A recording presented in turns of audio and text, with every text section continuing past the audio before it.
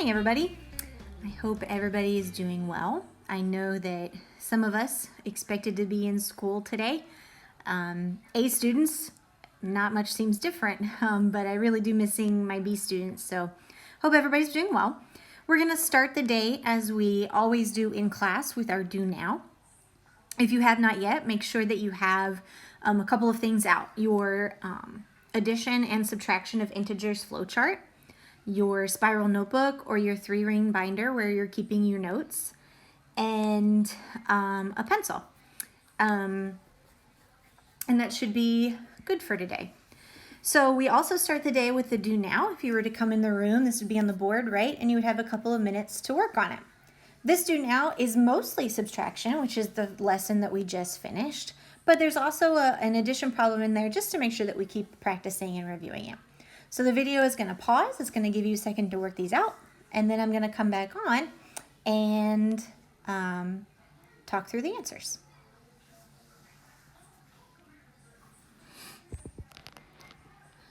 So our first question is negative 35 minus 14. We need to remember that we are always starting with LCO if we see the subtraction sign. We're going to leave the negative 35. We're going to change the minus sign to a plus sign. And the opposite of 14 is negative 14. So now I have an addition problem, and I go back to the addition part of the flow chart, which tells me I need to find the absolute value of negative 35 and negative 14.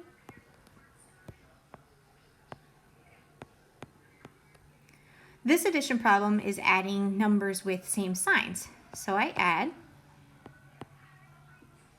5 plus 4 is 9, and 3 plus 1 is 4. So the answer here, because they're both negatives, is negative 49. Number 2, I don't have to LCO because it's already in addition form. So I'm going to find the absolute value of negative 27, the absolute value of 23. They're different signs, so I'm going to subtract them. 27 minus 23 is 4.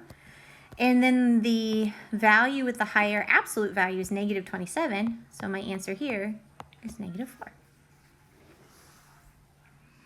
Next we have 67 minus 93. So because there's a minus sign, I'm going to go with LCO. I'm going to leave the 67. I'm going to change the minus sign to a plus sign. And I'm going to write the opposite of positive 93, which is negative 93. Find the absolute values.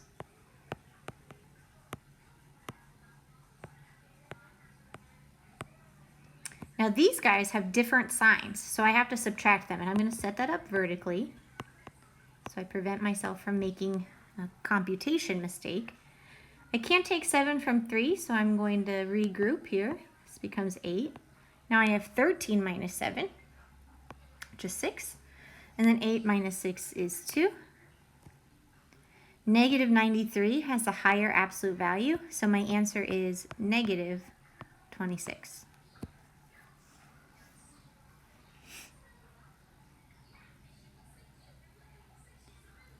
All right, and last but not least, we have 38 minus 21. This is a minus sign, so I'm going to remember to LCO. I'm going to leave the 38, change the minus to a plus sign. I'm going to find the opposite of 21, which is negative 21. I'm going to find the absolute values.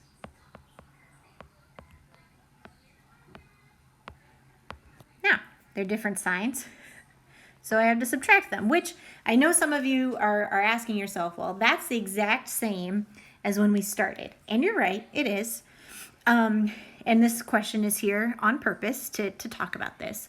Remember that adding and subtracting integers isn't so much about being able to solve the problems to get the answer, right? Because eventually we're going to have calculators at our fingertips. So that's not really the important part here. The important part is understanding how LCO works and what we have to do. Because eventually we're going to have something like 4xy minus 3xy. And again, that's kind of a silly example because we know what 4 minus 3 is.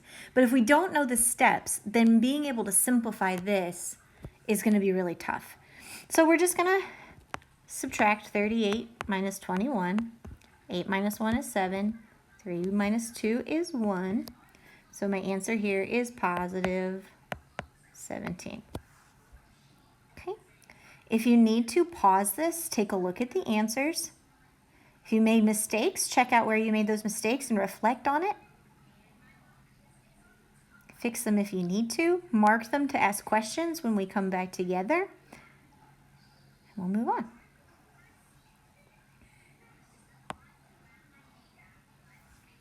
All right, so now you should be writing down this objective in your notes. Remember, I'm checking notes on your virtual days. I'm going to check those when you return to school. And that's kind of like your homework grade this year. Instead of checking that you do work, since you have to turn those in, you have to turn those in to me anyway, virtually. Your homework grade is just me checking to make sure that you're taking notes along with the videos. So, our objective for today is students will be able to subtract negative integers. So we're going to start looking at problems like negative 47 minus negative 21. Okay, how we're going to approach those problems. Think about that for a second and see if you can make a prediction about what we might do. What do you think?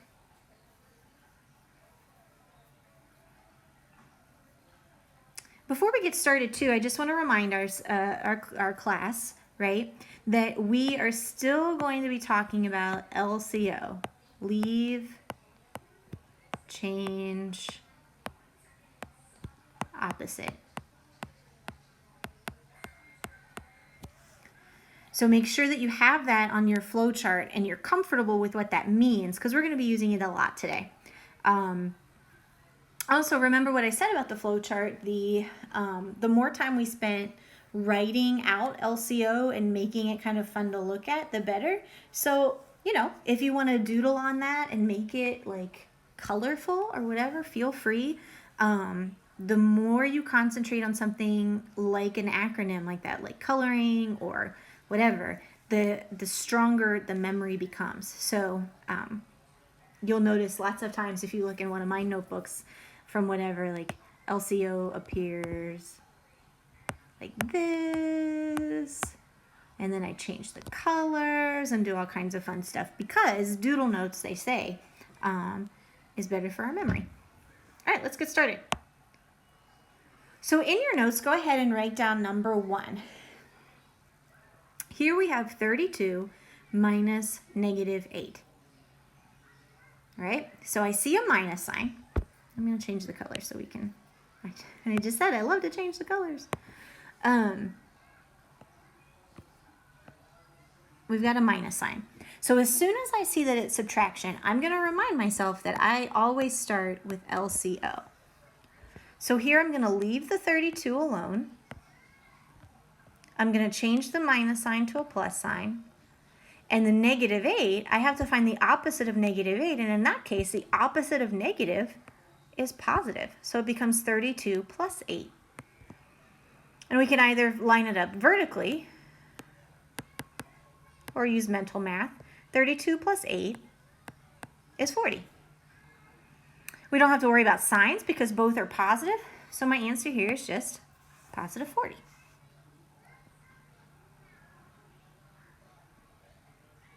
Right now in your notes, go ahead and copy down number 2. Negative 15 minus negative 21.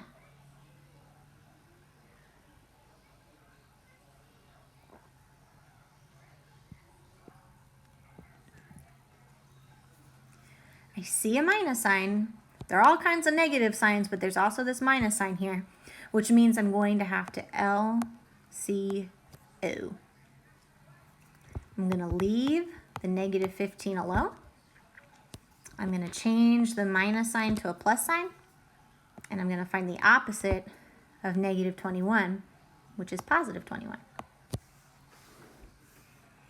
So here, unlike in number 1, I have a negative and a positive, so I have to look back at my flowchart and see what I do. The first step is to always find the absolute values.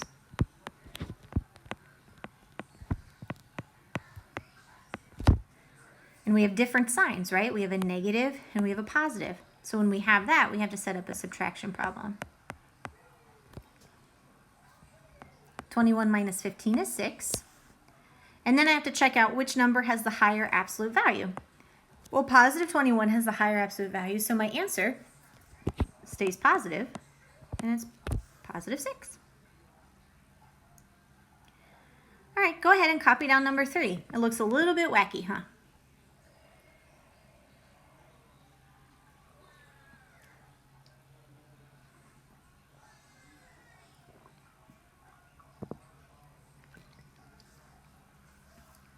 All right, so when we had 3 add-ins before, remember we always approach it by doing 2 add-ins at a time and then bringing down the third one later. So nothing is different here. I just have to be careful to make sure that I'm not missing any signs. So we have negative 11 minus negative 5 minus negative 20. So I'm going to go ahead and think about negative 11 minus negative 5. Well, here's my minus sign, so I'm going to remember to LCO. So I have negative 11. I'm going to change that minus sign to a plus sign. I'm going to make opposite of negative 5, which is positive 5. I'm only going to worry about this problem right now. So I find the absolute values. And they're different signs, so I subtract them. Just lets me have 6. So then I have to bring down everything else. I have minus negative 20. But I forgot a step, didn't I? Look back here. Negative 11 has the higher absolute value. So this isn't positive 6, it's negative 6. All right, so now I have negative 6 minus negative 20. I have another minus sign, so I have to LCO again. So I'm going to leave the negative 6 alone. I'm going to change the minus sign to a plus sign, and I'm going to find the opposite of negative 20, which is positive 20. Well, now I have an addition problem with different signs, so I have to find the absolute values. I forgot the negative again, y'all. Ooh-wee. So that's 6 and 20. They're different signs, so I have to subtract them. 20 minus 6 is 14. So then the number with the higher absolute value is 20. So my answer here is going to be positive 14. Go ahead and pause if you need to fill in the answers to make sure you have all these steps. We're going to move on to the next slide. All right, so this is in your groups, but clearly we're not in groups. So on your own, go ahead and solve these 3 problems. You're going to have a chance to put them into Edpuzzle. And then I'll be back on with the solutions. Hopefully, you've had some time to work these out. And let's take a look at our answers. Number 1, the answer is positive 21, because after I leave change opposite, or LCO, I get 17 plus 4, which is 21. Number 2 is negative 16. And number 3 is negative 6. If you have questions, jot them down and make sure you ask them. We have office hours 2 times on Thursday and Friday, so you can stop by and ask me what's going on and see if you need help. Stop by and see if I can help you. I can help you with math. I can try to help with tech issues. So don't forget to mark that in your calendar if you need me. All right, so now you have